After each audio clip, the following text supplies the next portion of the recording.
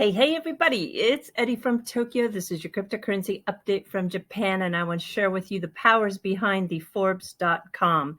This is the online media that removed the article by Dr. Rosalind Layton, a senior contributor to international tech policy. She wrote this article that was Gary Gensler resign. And in her final two sentences, Gensler, she wrote, is leading himself and the SEC into ruin, and he should resign now to avoid further damage. Well, this article was removed. Come on, let's go.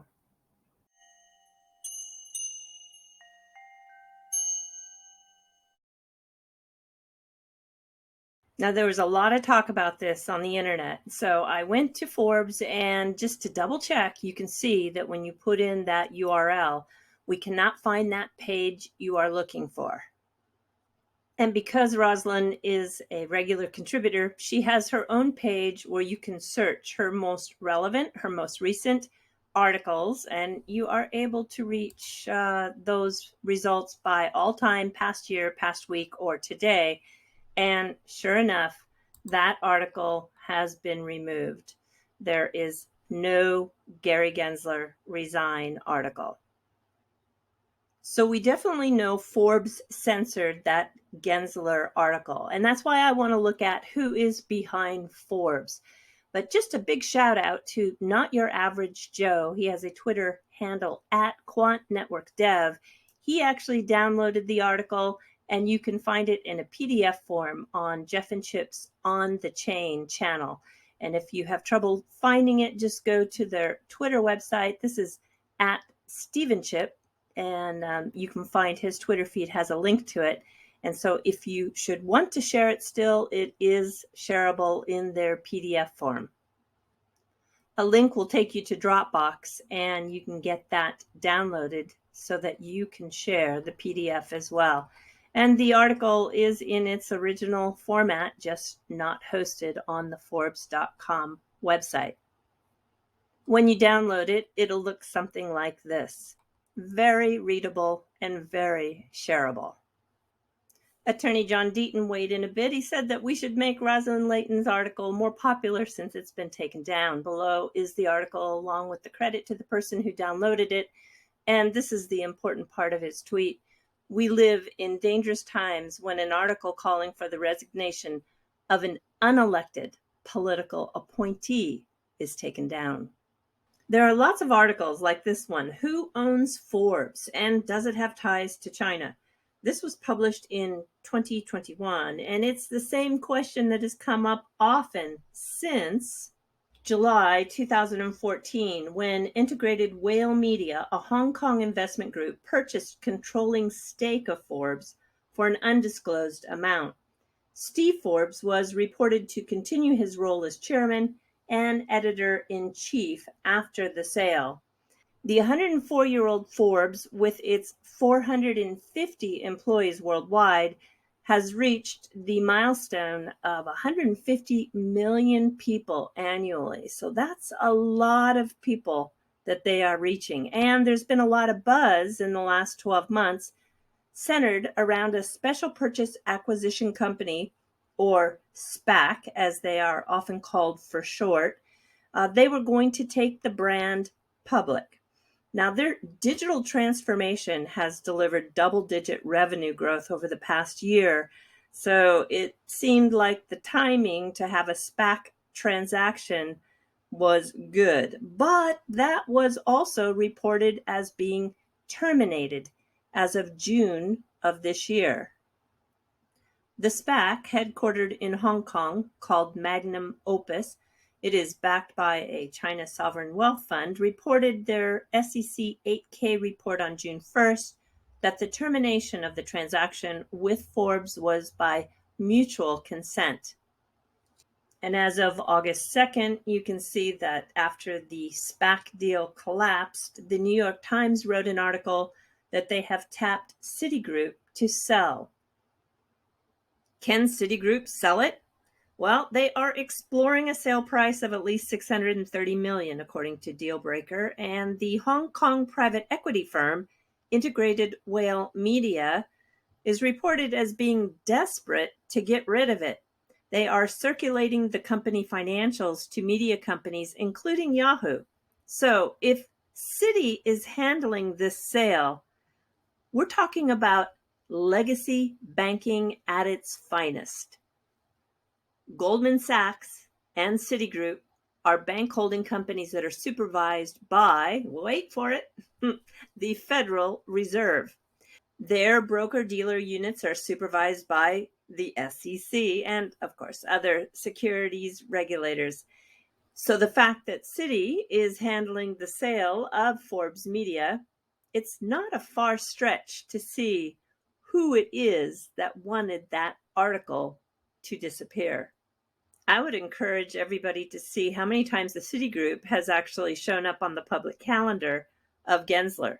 That would be an interesting find. And what is Gensler working on? What's his focus? What did he announce in the last 24 hours? You won't believe it. Check it out. Is this the one? Is this the one? Well, this, as I've been saying, this proof will still be in the pudding, but this is unprecedented.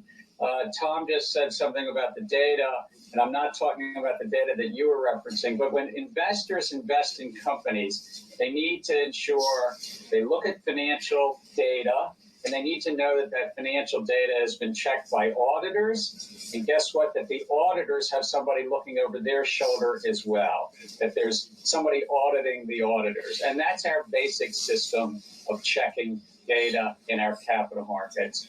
And 20 years ago, Congress passed a law, and 20 years later, the Chinese still had not complied with that law about allowing inspections of the auditors. We have this unprecedented arrangement signed this morning, but we still need to see over the next several months whether there'll be compliance and whether our inspectors from the Public Company Accounting Oversight Board will be able to do the inspections when they go to Asia.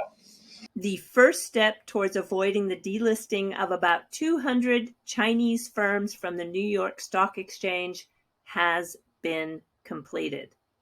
I don't disagree. This is a very good step for the retail investor who is wanting to invest in a Chinese company, but you have to look at where his focus is.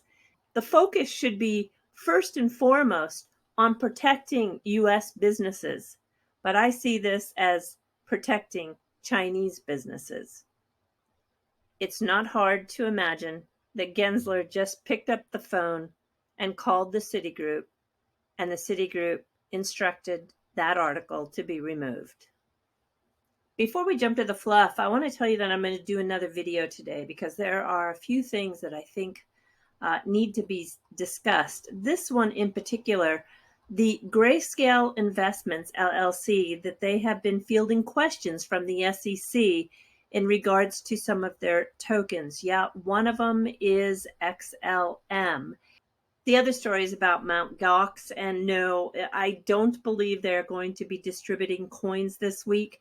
And yes, the altcoin hub has been spreading this information, and I think from what I've been able to find on Twitter and also the Japanese websites, this is just another crazy rumor that has been started, and it just takes on its own life.